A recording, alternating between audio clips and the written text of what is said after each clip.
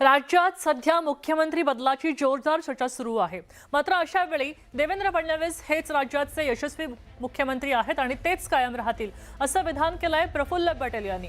तर मुख्यमंत्री पदासंदर्भात आता कोणतीही जागा नाही, त्यामुळे या चर्चा निष्फळ आहेत असं सुद्धा प्रफुल्ल पटेल म्हणाले।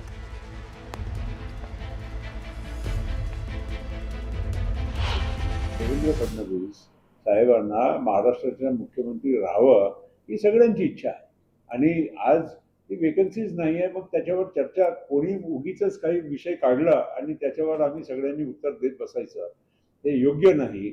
आणि देवेंद्र फडणवीस हेच महाराष्ट्राचे मुख्यमंत्री, यशस्वी मुख्यमंत्री राहतील हे मला खात्री आहे। अकोल्याच्या पातूर तालुक्यातील चरणगाव आमशी आणि चरणगाव सायवानी जोडणाऱ्या रस्त्याची दुरावस्था झाली आहे। या रस्त्याची आग्रही मागणी ॲडव्होकेट निलेश देशमुख यांनी उपमुख्यमंत्री एकनाथ शिंदे यांच्याकडे केली। सार्वजनिक बांधकाम मंत्री शिवेंद्रसिंह राजे भोसले यांच्याशी दूरध्वनीवरून संपर्क साधून चरणगाव अंबाशी तसेच चरणगाव सायवानी या रस्त्याच्या बांधकामासाठी 10 कोटींची तरतूद करण्याबाबत सूचना केली। त्याचबरोबर ॲडव्होकेट निलेश देशमुख यांनी मुख्यमंत्री देवेंद्र फडणवीस यांच्याकडे 10 कोटीच्या निधीसाठी पाठपुरावा केला।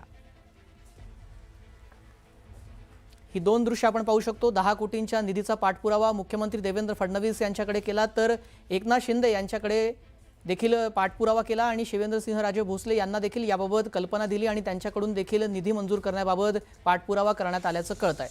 अकोल्यामध्ये ही रस्त्याची दुरावस्था झाली आणि ते ताबडतोब नीट करण्यात यावं यासाठी हा पाठपुरावा करण्यात आल्याचं बोललं जात आहे।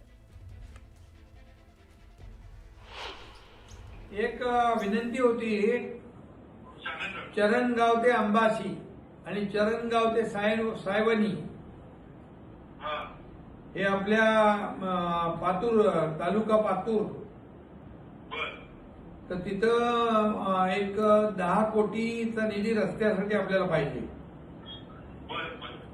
मी हे पाठवतो तुम्हाला। हा, ओके ठीक, आणि राजेंना मदत करायची आता।